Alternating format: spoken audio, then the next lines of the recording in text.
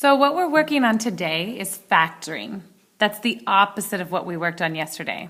Yesterday we worked on multiplying polynomials, and today we're working on factoring them. Now, if you remember from yesterday's warm-up, the first problem we did when we multiplied just had one term that you distributed to two or more terms in parentheses. Well, now that's what we're working on doing backwards today. We're looking at this worksheet. This is called factoring the greatest common factor out of a polynomial. And what you're doing is you're looking in these polynomials to see, is there something that each term has in common that you could pull out? Is there one term that these terms have in common that you could pull out and then write what's left behind? What would multiply to that? So let's just start with number 1 right here. So with number 1, when I'm looking at this, I'm looking at this term and I'm saying, well, what does it have in common with this term? Well, both of these are even numbers. They both could be divided by 2. So 8 could be divided by 2 and 10 could be divided by 2. So 2 goes into each of them. So I know that I could factor out a 2 from each of them, because that goes into both of them. And now I ask myself, I need to look at the variables. Well, this has 2 factors of x, and this has 1 factor of x. That means they both have x in common, 1 factor of x in common, so I could pull an x out as well. So 2x is the term that I could pull out because both of them are in common. Now I need to put in parentheses what I left behind. So when I take 2x out of 8x squared, I'm really just dividing, right?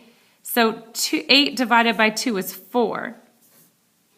And when I take x squared, when I took an x out, when I took 1 factor of x away from x squared, that left 1 of the factors of x behind.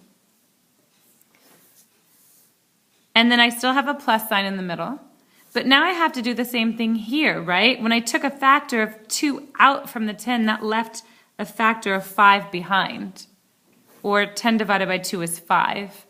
And then here, when I took, there's 1 factor of x here, and when I took 1 factor away, that left no factors of x behind. So that's how you take the greatest common factor out. And if you notice, you should be able to check your work going backwards. You guys were really good at multiplying. So what you write here should be able to multiply back out to your original polynomial. So 2x times 4x is 8x squared, and 2x times 5 is 10x. That's how you know you did it correctly, is by going backwards and multiplying and making sure you did it correctly. So we'll do one more where they have multiple variables. So let's go down to 14. Okay, there's a lot of variables here, right? And some numbers. So here, let's look at 2, 3, and 4. So let's look at the numbers first. 2, 3, and 4 don't have anything in common except a 1. So I can't pull out anything except a 1 there.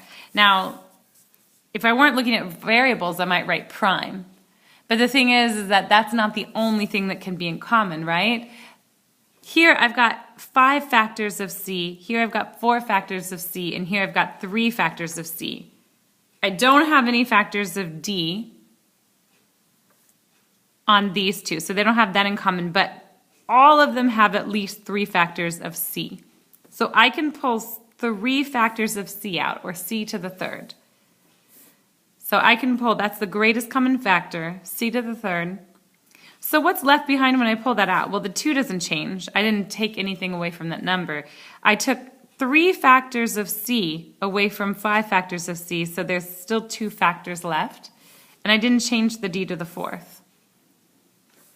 And now there's still a minus and still a 3 because I didn't take anything away from that 3. So now I pulled out 3 factors of c away from 4 factors of c. That leaves behind 1 factor.